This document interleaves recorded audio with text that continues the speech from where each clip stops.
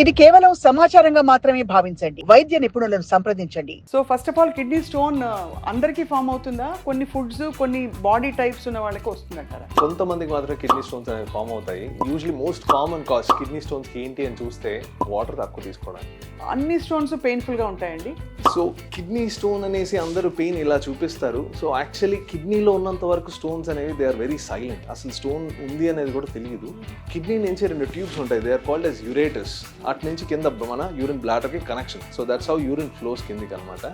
So కిడ్నీలో ఉన్నంతవరకు ఈ స్టోన్స్ ఎటువంటి పెయిన్ కలిగించవు. అవే స్టోన్స్ కానీ మనకి ఆ ట్యూబ్లో పడ్డాయి అనుకోండి, ఆ యురేటర్స్లోకి. ఒకసారి కిడ్నీ స్టోన్ ఫామ్ అవడం మొదలుపెట్టాక తప్పకుండా అది పెరుగుతూ పోతుందా, లేకపోతే అదే సైజుకి అలా ఉండిపోయే అవకాశాలు కూడా ఉంటాయా? కిడ్నీ స్టోన్స్ వన్స్ ఫామ్ అయ్యాక most of the stones will not dissolve. Stones కరిగిపోవడానికంటూ వేరియస్ మెడిసిన్స్ తీసుకుంటారు, ఔషధాలు తీసుకుంటారు, బనానా జ్యూస్ తీసుకుంటారు కరుగుతాయని. స్టోన్స్ కరవగానే రకరకాల అదర్ ప్రాబ్లమ్స్ అయితే వస్తాయి.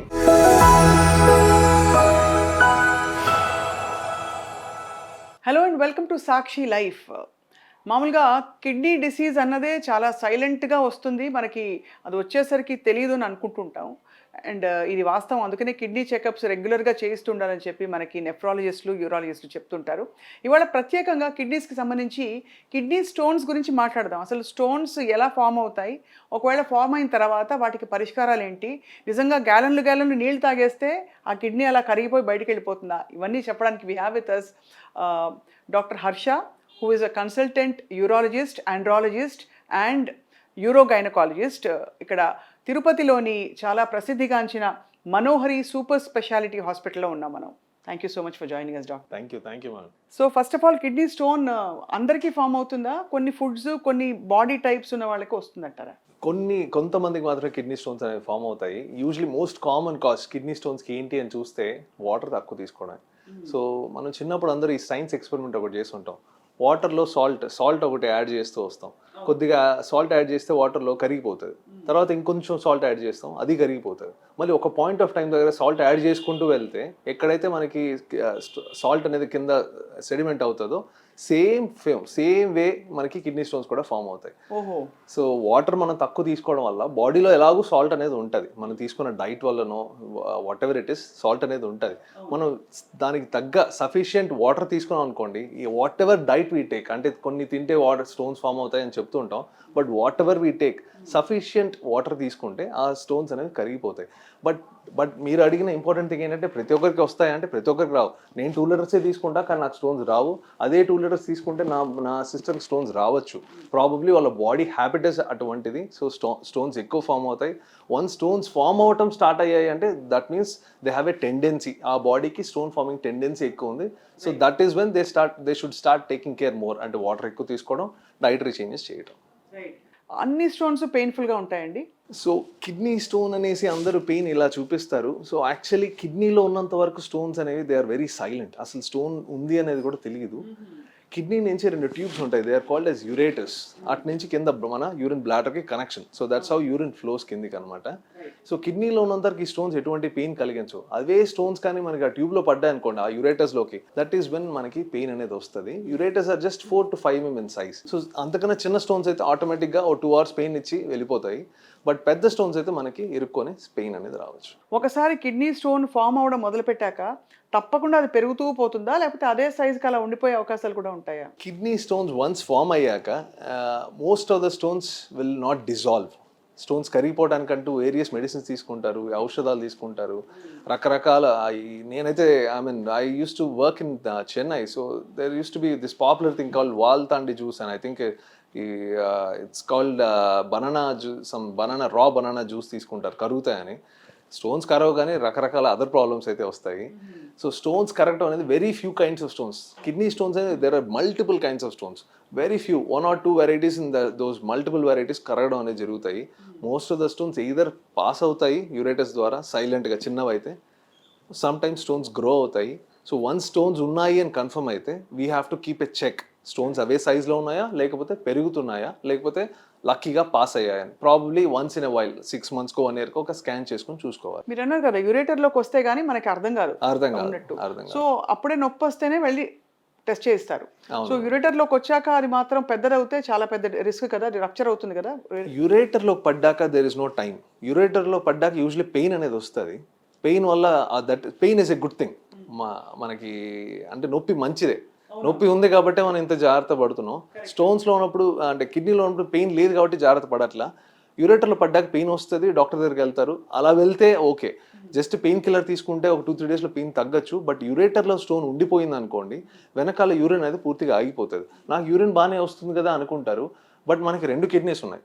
సో ఒక యూరేటర్ బ్లాక్ అయినా కూడా the other kidney will take care. So మన యూరిన్ బాగానే వస్తుంటుంది కానీ యాక్చువల్లీ ఒక కిడ్నీలోంచి యూరిన్ కంప్లీట్లీ స్టాప్ అయ్యి ఉంటుంది. రైట్. సో అలా స్టాప్ అయ్యి అవుతుందంటే కిడ్నీ బల్జ్ అవుతుంది. దట్ మీన్స్ ఇట్ ఇస్ అంటే వాటర్ ఫ్లో అవుతుంది అనుకోండి, ఒక పైప్లో కాలు పెట్టాం అనుకోండి, ఆ పైప్ మీద ఏమవుద్ది, వెనకాలంతా పైపు లావ్ అవుతుంది. సేమ్ వే కిడ్నీ వెనకాల ఉన్న అంటే ఆ కిడ్నీలో ఉన్న యూరిన్, ఆ యురేటర్లో ఉన్న యూరిన్ బ్లాక్ అయిపోయి పెద్దదైపోయి కిడ్నీ నుంచి మీరు అన్నట్లు బర్స్ట్ అయిపోయి బయటకు రావచ్చు యూరిన్, లేదా కిడ్నీయే పలచబడిపోవచ్చు. So within 3 weeks tackle చేయాలి. అంటే ఎయిదర్ స్టోన్ అన్నా పాస్ అవ్వాలి, లేదా మనమే లోపలికి వెళ్ళి తీసేయాలి, లేదా కిడ్నీ ఫంక్షన్ స్లోగా తగ్గడం అనేది స్టార్ట్ అవుతుంది. టిపికలీ మనకి తెలిసిన సైన్స్ అండ్ సిమ్టమ్స్ మీరు చెప్పినట్టు పెయిన్ ఉంటుంది. అది కాకుండా ఇంకేమన్నా అంటే రొటీన్ కిడ్నీ ఎగ్జామినేషన్లో తెలియడమేనా, స్టోన్స్ డిటెక్ట్ చేయలేమా లేకపోతే? అంటే రొటీన్ అల్ట్రాసౌండ్ చేసుకుంటే కిడ్నీలో స్టోన్స్ ఉంటే బయటపడతాయి స్వప్న గారు. బట్ పెయిన్ ఉన్నప్పుడు మనం చేసుకోవాల్సింది not a routine ultrasound, it's called a CT scan, cat scan or CT scan అంటారు. సో యురేటర్లో స్టోన్స్ రొటీన్ అల్ట్రాసౌండ్లో మనకు తెలియవు.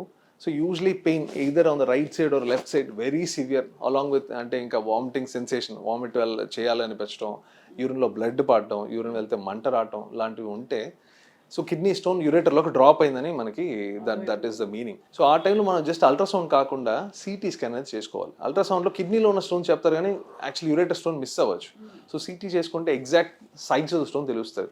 ఎగ్జాంపుల్ 4 or 5 లేదా ఈవెన్ 6 mm అనుకోండి, యూరాలజిస్ట్ ఆర్ ఎనీ ఫిజిషియన్ మనం డ్రగ్స్ ఇస్తారు. ఆ డ్రగ్స్ ఏమవుతుందంటే యురేటర్ అనేది కొంచెం ఎక్స్పాండ్ అవుతుంది. సో ఈవెన్ స్టోన్ కొంచెం అలా ఇలా ఉన్న సైజు పాస్ అయ్యే ఛాన్స్ అనేది పెరుగుతుంది. బట్ సే స్టోన్ 10 mm ఉందనుకోండి, there is nothing else but surgery. So మనం డిలే చేయకుండా సర్జరీకి వెళ్ళాల్సి ఉంటుంది. టిపికలీ సర్జికల్ ఆప్షన్స్ మనకి లాప్రోస్కోపిక్ ఎక్కువ చేస్తారు కదండి ఇప్పుడు. Laser madam. సో లాప్రోస్కోపిక్ కాకుండా మనకి అంటే లాప్రోస్కోపీ అంటే 3 holes పెట్టి లోపలికి వెళ్తాం. So very large kidney stones అయితే అక్కడికి వెళ్తాం. But most of the surgeries నవ్వు ఇప్పుడు ఏమైపోయాయంటే ముందు కిడ్నీలో లార్జ్ స్టోన్స్ లైక్ సెంటీమీటర్స్లో ఉన్నాయనుకోండి, కాకుండా 1 centimeter 2, 3, 4 ఉంటే కూడా ముందు హోల్ పెట్టి ఇక్కడ సర్జరీ చేసేవాళ్ళం. It was called PCNL. ఇప్పుడు అది లేకుండా లేటెస్ట్గా కిడ్నీ ద్వారానే లోపలికి వెళ్ళి ఎండోస్కోపీ చేసినట్టు కింద నుంచి endoscopy, it's called RIRS surgery. ఎంత పెద్ద స్టోన్ అయినా లేజర్ ద్వారా అసలు ఎటువంటి కట్టు, కోత, రక్తస్రావం ఏమి పెయిన్ లేకుండా కంప్లీట్లీ పౌడర్ చేసేయచ్చు stones. Both sides every single stone can be visualised, చూసి మనం పౌడర్ చేసేసుకోవచ్చు. ఏ పదార్థాలు ఫుడ్ గ్రూప్స్ ఎక్కువ తింటే మనకి కిడ్నీ స్టోన్స్ ఫామ్ అవుతాయి? అంటే హై సాల్ట్ కంటెంట్ అన్నారు, హై సోడియం అంటావా? Yes, good question ma'am. High sodium is an exact thing. So అందరికీ ఒక పాపులర్ మిత్ ఏంటంటే కిడ్నీ స్టోన్స్ అంటే calcium. That is very common knowledge. Stones అంటే కాల్షియం స్టోన్స్ అంటే మనకి బోన్స్లో ఏదైతే ఉంటుందో అదే కాల్షియం. బట్ మరి సాల్ట్ ఎందుకు అవాయిడ్ చేయడం? సాల్ట్లో ఉండేది కాల్షియం కాదు. సో అందరూ ఏం చేస్తారు, కాల్షియం అవాయిడ్ చేస్తారు. Fortunately or unfortunately even when we were in MBBS మా థాట్స్ ఎలా ఉండేది, కాల్షియం స్టోన్స్ కదా, సో ప్రాబ్లీ డైరీ అవాయిడ్ చేయాలి అనేసి మిల్క్ అవాయిడ్ చేయడం స్టార్ట్ చేస్తారు. సో ద థింగ్ ఏంటంటే calcium is there in body whether we take it or not. బోన్స్లో ఉండేది కాల్షియమే.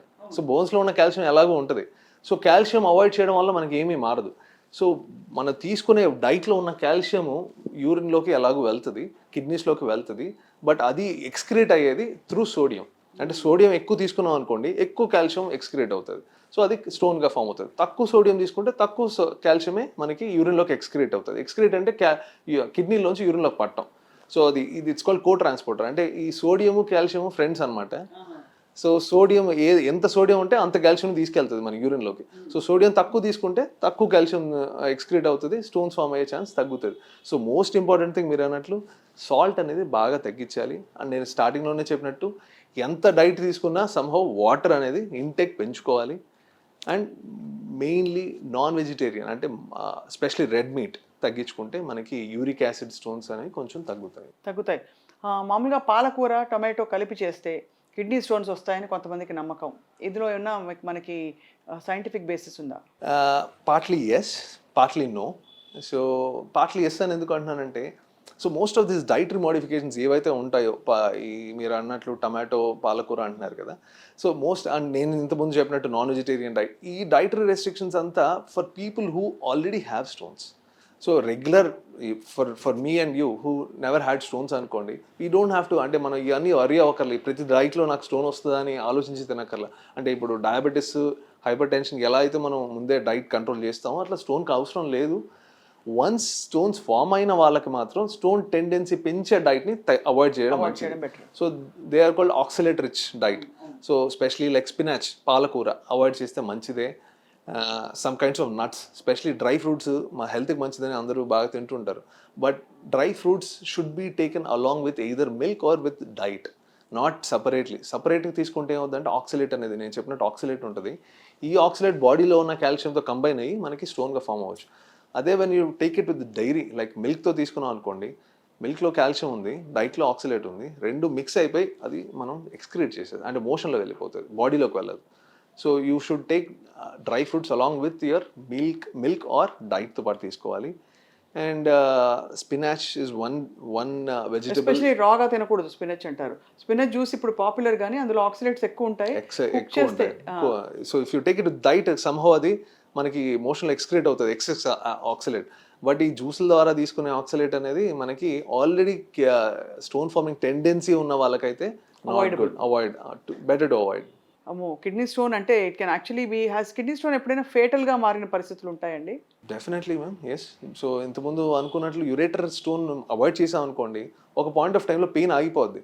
సో ఎందుకు ఆగిపోవచ్చు, కిడ్నీ మనకి పుష్ చేసి దాన్ని ట్రై చేసి ఎగ్జాస్ట్ అయిపోయింది. సో ఆఫ్టర్ దట్ ఏమవుద్దంటే కిడ్నీ ఫంక్షన్ పోవచ్చు, బోత్ సైడ్స్ ఒకేసారి యూరేటర్లో స్టోన్స్ పడితే ఇట్స్ అన్ ఎమర్జెన్సీ, యూరినే ఆగిపోవచ్చు. So patient can end up in dialysis వాళ్ళకి వెళ్ళాల్సిన అవసరం రావచ్చు, లేదా కిడ్నీ బర్స్ట్ అయ్యి యూరిన్ అంతా చుట్టూ మనకి ఫామ్ అయ్యి అక్కడే ఒక చోటే వాటర్ ఉండిపోవటం వల్ల, అంటే ఇప్పుడు ఒక చోట వాటర్ ఆగిపోయింది అనుకోండి, ఎక్కడైనా ట్యాంక్లో వాటర్ నిలిచిపోయింది, ఇట్లా పాచి పడుతుంది. సేమ్ వే మనకి కిడ్నీలో ఉన్న యూరిన్ అంతా స్టాప్ అయిపోతే ఇన్ఫెక్ట్ అయిపోతే పస్ లాగా ఫామ్ అయితే then it can become very dangerous, body septic అయ్యే ఆస్కారం ఉంటుంది. సో మొత్తానికైతే జాగ్రత్త పడ్డం, బాడీ చెప్పిన మాట మనం వినిపించుకోవడం, రెండోది తగినంతగా నీళ్లు తాగడం చాలా చాలా ఇంపార్టెంట్. వాటర్ బాగా తాగితే హాస్పిటల్కి వచ్చే అవసరం కూడా తగ్గుతుంది. 3 to 4 liters a day అంటున్నారు ఇప్పుడు. ఇస్ దట్ స్టిల్ స్టాండర్డ్ అండి? Yeah, approximately standard 3 liters should be okay ma'am. Especially అంటే ఇప్పుడు మీ డైట్ అంటే మీ లైఫ్ స్టైల్ బట్టి కూడా ఉంటుంది, బాడీ వెయిట్ బట్టి కూడా ఉంటుంది. మనం సెడెంటరీ లైఫ్ స్టైల్ మాలాగా, అంటే రోజంతా హాస్పిటల్లోనే కూర్చుంటాం, లేదా థియేటర్లో ఏసీలోనే ఉంటాం, ఎక్కువ స్వెట్టింగ్ రాదు అనుకుంటే 2.5 to 3 liters. లేదా physically demanding work, marketing people ఎక్కువ తిరుగుతారు, బైక్లో తిరుగుతారు, lot of sweating, increase your input by 1/2 liter. లేదా పని చేసే వాళ్ళు యాక్చువల్ లైక్ పెయింటర్స్ లేకపోతే కార్పెంటర్స్, మేక్ ఇట్ 4 liters తీసుకోవాలి. అంతేగాని మనం వాటర్ బాగా తీసుకోమన్నారు కదా అని అలాంటి పేషెంట్స్ చాలామంది వస్తారు. యోగా టీచర్లు చెప్పారు, లేకపోతే వీడియో చూసాము వాటర్ బాగా తీసుకోమన్నారని 5 to 6 liters తాగే వాళ్ళు కూడా ఉన్నారు, 7 liters తాగే వాళ్ళు ఉన్నారు. సో వాళ్ళకి బెనిఫిట్ ఆఫ్ వాటర్ నుంచి ఏమవుద్దంటే ఒక సైడ్ ఓవర్ యాక్టివ్ బ్లాడర్ అనేది ఒక స్టార్ట్ అయింది. అంటే మన బ్లాడర్ అనేది ఇంత వాటర్ తీసుకొని అది కూడా దానికి ఒక కైండ్ ఆఫ్ అలర్జీ లాంటిది వచ్చేసి, సో యూరిన్ అర్జెన్సీ, అరగంటకు ఒకసారి పోవటం, 10 నిమిషాలకు ఒకసారి పోవటం, రాత్రి అంతా యూరిన్ కోసం 4-5 సార్లు వేయటం, ఇలాంటి ప్రాబ్లమ్స్ స్టార్ట్ అవుతాయి. బీర్ తాగితే కిడ్నీ స్టోన్స్ కరుగుతాయండి? Very excellent question ma'am. So beer తాగితే కిడ్నీ స్టోన్స్ కరగవు, కానీ యురేటర్లో ఉన్న స్టోన్స్ ఫ్లష్ అవ్వచ్చు. అంటే యురేటర్లో ఆల్రెడీ స్టోన్ పడింది, అది వెళ్ళిపోవటానికి హెల్ప్ అయితే అవుతుంది. డయూరెటిక్ కాబట్టి any kind of stone will help. అంటే ఎనీ కైండ్ ఆఫ్ ఫ్లూయిడ్, అది బియర్ అవ్వచ్చు, వాటర్ అవ్వచ్చు, జ్యూస్ అవ్వచ్చు, స్టోన్ వెళ్ళిపోవడానికి అయితే హెల్ప్ చేస్తుంది. బీర్ ఇంకొంచెం ఎక్కువ డయూరిసిస్ కాస్ట్ చేస్తుంది కాబట్టి వెళ్తుంది. బట్ అలానే ఇలా చెప్పారు డాక్టర్ బీర్ తాగమన్నారని డైలీ బీర్ తాగితే కొత్త స్టోన్స్ ఫామ్ అవడానికి ఛాన్స్ ఎక్కువ ఉంది. Excellent sir. I have a few questions about male infertility అండి. ఈ మధ్య కాలంలో ఇదివరకు పిల్లలు పుట్టకపోతే ఫీమేల్ ఇన్ఫర్టిలిటీ కారణం అనేవారు. ఇప్పుడు మేల్ ఇన్ఫర్టిలిటీ చాలా ఆన్ ద రైజ్. ప్రధాన కారణం మీ ఎక్స్పీరియన్స్లో ఏమిటి? అంటే మీరు పేషెంట్లను కౌన్సిల్ చేస్తారు, వాళ్ళ కేస్ షీట్ రాసుకుంటారు. What are the top 2-3 reasons? So very important topic, because unfortunately ఇప్పుడు కూడా ఇంకా ఫీమేల్ని పుష్ చేయడం అనేది, అంటే పిల్లలు పుట్టలేదు అంటే from both the families, either from the guys or the girls side, first అమ్మాయిని హాస్పిటల్ తీసుకెళ్ళడం అనేది it's become a common norm. But మన హాస్పిటల్ అంటే ఇట్స్ నాట్ అబౌట్ మా హాస్పిటల్ అని కాదు, స్టాండర్డైజ్ ప్రాక్టీస్ ఏంటంటే ఇప్పుడు వస్తే we don't treat the female, we treat the couple. We ask the male to consult the andrologist and female to consult the gynaecologist. ఎందుకంటే infertility అంటే పిల్లలు పుట్టకపోవడానికి కారణం 50% ఫీమేల్స్ అయితే 50% మేల్స్. సో అంటే పిల్లలు పుట్టకని ప్రతి ఇద్దరు కపుల్స్లో ఒక కపుల్కి మేల్ ఫ్యాక్టరే ప్రాబ్లం ఉంటుంది. సో టాప్ 2 అడుగుతున్నారు కాబట్టి టాప్ 3 చెప్తాను. 1 is correctable factor, that is called varicocele. అంటే మన వృషణాలకి బీజాలకి ఆ స్క్రోటంలో ఉన్న టెస్టిస్కి వచ్చే వెజల్స్, వెయిన్స్ అంటారు, అంటే బ్లడ్ తీసుకెళ్ళిపోయే ఛానల్స్ లావ్ అవటం. So that is top 1 factor in males, 50% అదే. సో మిగతావి మేల్ ఫ్యాక్టర్, ఈ మధ్య మేల్ ఫ్యాక్టర్ ఆఫ్ ఇన్ఫర్టిలిటీ పెరగడానికి ఉన్న other common causes smoking and stress. Smoking and stress అనేవి silent killers for sperm. So 4 S's అండి. స్మోకింగ్, స్ట్రెస్ మన స్పర్మ్ని destroy చేస్తున్నాయి. వీటిలో ఏ ఫ్యాక్టర్స్ని రివర్స్ చేయొచ్చు అంటే చాలా వరకు తగ్గించి ఏ విధమైన అదర్ ప్రొసీజర్స్ అవసరం లేకుండా హెల్దీ కన్సెప్షన్ జరగడం మనం చూస్తూ ఉంటాం. So like I said, when I said smoking and stress అన్నాను కాబట్టి, స్ట్రెస్ అంటే overall physical and mental stress రెండు తగ్గించడం point number 1. And most important is exercise. Exercise అంటే we need 160 minutes of active exercise in a week. 160 minutes అంటే daily exercise చేసే వాళ్ళైతే ఒక హాఫ్ అన్ అవర్ చేసినా పర్లేదు, ఆర్ అట్లీస్ట్ వీక్లీ 4-5 times చేసే వాళ్ళైతే ఒక 20 minutes, 40 to 45 minutes of active walking కానీ any kind of exercise. And healthy diet. Healthy diet and when I say healthy diet, అందరికీ common conception again lot of nuts తినాలనేసి. Lot of nuts అవసరం లేదు. ప్రతి డైట్లో ఒక ఫ్రూట్, ఒక vegetable, at least 2 fruits in a day, 2 vegetables in a day. Make sure you have lot of colour in the diet. Colour అంటే artificial colours కాకుండా red vegetables, greens, all these lot of colours తీసుకుంటే those are lot of antioxidants. అంటే ఏదైతే మన ఈ pollution వల్ల వచ్చే oxidants అంటే they are killers of sperm. So అవి ఉన్నాయో వాటికి కావాల్సిన యాంటాక్సిడెంట్స్ అనేవి మనకి naturally through fruits and vegetables తీసుకోవచ్చు. And when we say correctable surgical cases are medically మనం చూస్తే వారికోసిల్ ఇస్ 1 thing. అంటే ఇప్పుడు మేల్ ఫ్యాక్టర్ ఇన్ఫర్టిలిటీ ఉంది, సమ్ ప్రాబ్లమ్ ఇన్ స్పర్మ్ ఉంది, వారికోసిల్ ఉందనుకోండి, we should not be disappointed. It's actually a correctable cause. అంటే hormonal issues, genetic issues మనం correct చేయలేం. వారికోసిల్ అంటే దానికి either through surgery, and not all వారికోసిల్స్కి సర్జరీ అవసరం లేదు. కొన్ని grades of varicocele with some 7 problems ఉంటే it's a called microscopic surgery. It's a very small. అంటే సర్జరీ అంటే నేను బెడ్ రెస్ట్ అట్లా అనుకుంటారు. It's just 1 day in the hospital, 2 days of rest and back to work. Micro surgery ద్వారా correct చేసుకుంటే majority of varicocele patients 5 million, 6 million ఉన్న వాళ్ళకి 70 million, 80 million కూడా అయ్యే ఛాన్స్ పెరుగుతుంది. నేచురల్ ప్రెగ్నెన్సీ అవ్వచ్చు. There is a hope. ఇప్పుడు ఈ స్పర్మ్ లైక్ ఒక స్త్రీ పుట్టినప్పుడు, ఒక అమ్మాయి పుట్టినప్పుడు number of eggs is fixed and limited, that's what we know, that అది రిలీజ్ అవుతూ పోతుంది. బట్ ఫర్ అ మ్యాన్ ఈ స్పర్మ్ ఇంక్రీజ్ అయ్యే ఫుడ్స్ ఏమైనా ఉంటాయా? మునక్కాయ తినమంటారు కొంతమంది. Is it scientific at all అని? Again yes and no. మునక్కాయ తింటే ఈ పొటెన్సీ అండ్ స్పర్మ్ క్వాలిటీ పెరుగుతుందని పాపులర్ బిలీఫ్ అయితే ఉంది, but there is no scientific evidence behind that. So sperm ప్రొడక్షన్కి దెర్ ఇస్ నో కర్టెన్. అంటే మీరు అన్నట్లు ఈ ఎగ్స్ అయితే మంత్లీ ఒక egg, after that certain age తర్వాత ఎగ్ ప్రొడక్షన్ తగ్గుతుంది. ఫార్చునేట్లీ స్పర్మ్ ప్రొడక్షన్ అలాంటిది లేదు. So as long as we maintain hour physical and mental health, so either through exercise or good diet వల్ల మనం మెయింటైన్ చేయగలిగితే guy can become a father even at 65 years of age. ముందుతో పోలిస్తే కొంచెం sperm quality and motility తగ్గచ్చు, but provided he maintains a good diet. And good diet when I say is any vegetable, it doesn't have to be అంటే మనకి మునక్కాయ తినాలని లేదు. So any green leafy vegetable, any fruit with provide good antioxidants and exercise maintain చేసేది కొద్దీ sperm production we can preserve till long time. Very very interesting ఇది. ఇప్పుడు కానీ మేల్ ఇన్ఫర్టిలిటీ కరెక్ట్ చేయొచ్చు అని మీరు చెప్తున్నట్టు, అంటే వారికోసిల్, దాన్ని కరెక్ట్ చేయొచ్చు సర్జికల్గా చిన్న ప్రొసీజర్తో, plus diet and lifestyle modification, ఈ హ్యాబిట్స్ నుంచి దూరం చేయడం, స్ట్రెస్ని తగ్గించుకోవడం ద్వారా ఆల్మోస్ట్ 50% ప్రాబ్లమ్స్ కరెక్ట్ అయిపోతాయి. 50% of male infertility is correctable. yes. Doctor Harsha, prostate issues చాలా కామన్గా ఇప్పుడు చూస్తున్నాం, అండ్ చాలా తరచుగా అది కార్సినోమా అంటే క్యాన్సర్గా డయాగ్నోస్ అవుతుంది. బట్ అసలు ఎన్లార్జ్మెంట్ అనేది ఏజ్ రిలేటెడ్గా అందరికీ అవుతుందా? ప్రాస్టేట్ అనేది యూనివర్సల్. సో సేమ్ అంటే అది ఒక జబ్బు కాదు. ప్రాస్టేట్ అంటే బేసిక్లీ వీర్య గ్రంథి. అంటే ప్రతి అబ్బాయి ఆర్ ప్రతి మేల్ ప్రాస్టేట్తో పుడతాడు. సో అది ఏం చేస్తుంది, మన సెమెన్ని స్టోర్ చేసుకుంటుంది. So after certain age, usually around 45 to 50, prostate అనేది మనకి సైజ్ అనేది పెరగడం స్టార్ట్ అవుతుంది. కొంతమందికి ఫాస్ట్గా, అంటే by the age of 55 20 grams ఉన్నది 45 అవ్వచ్చు, 60 అవ్వచ్చు.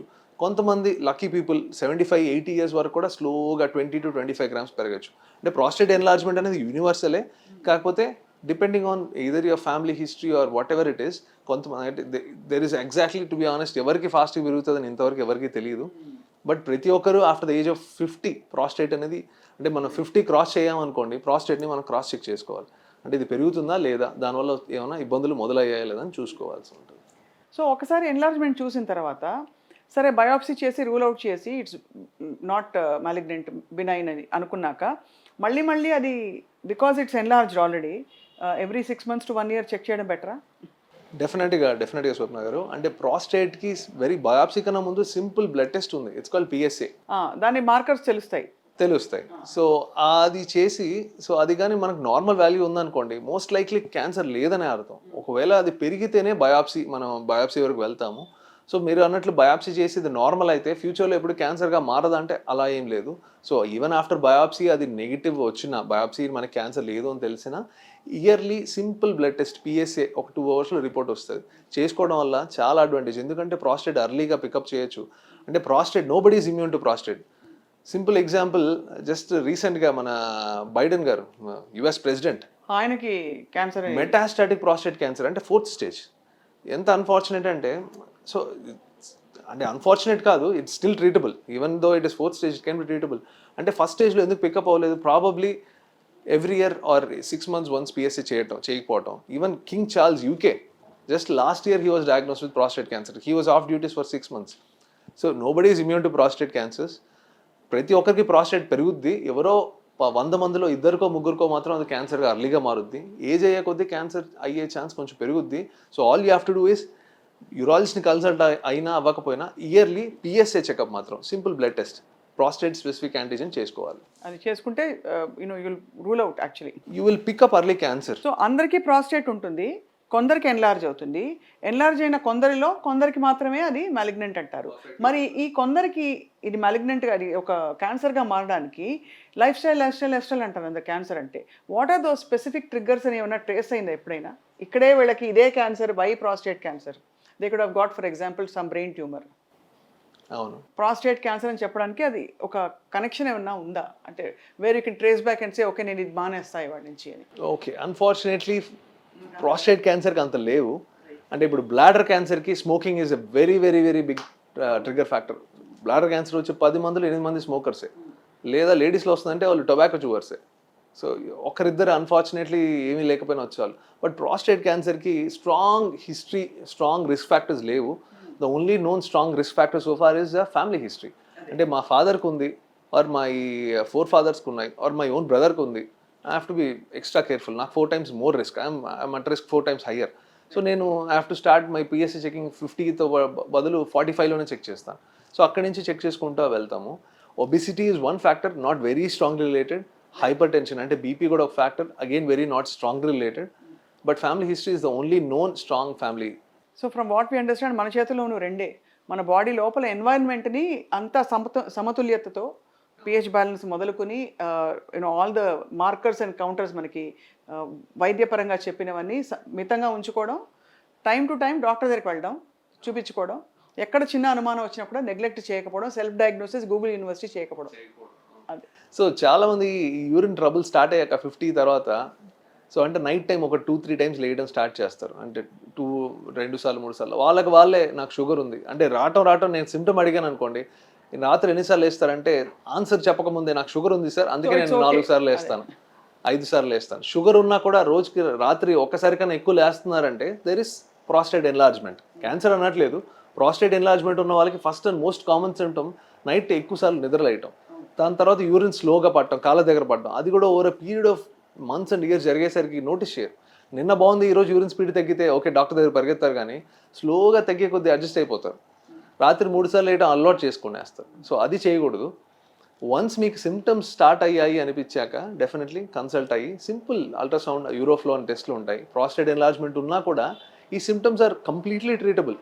అది లైఫ్ స్టైల్ ఎంత బాగా మారిపోద్దంటే రాత్రి 4 సార్లు లేసే వ్యక్తి టాబ్లెట్ స్టార్ట్ చేసిన మరుసటి రోజు నుంచి రాత్రి ఒక్కసారి లేస్తారు. సో ఎంత అంటే that gives a lot of peace and good స్లీప్తో వచ్చే గుడ్ హెల్త్. సో చాలా మంచి అంటే చెక్ లిస్ట్ పెట్టారు సో దట్ చూసే వాళ్ళకి అర్థమవుతుంది నాకు ఎలా ఉంది నా పరిస్థితి అని బిఫోర్ దే కన్సల్ట్ డాక్టర్.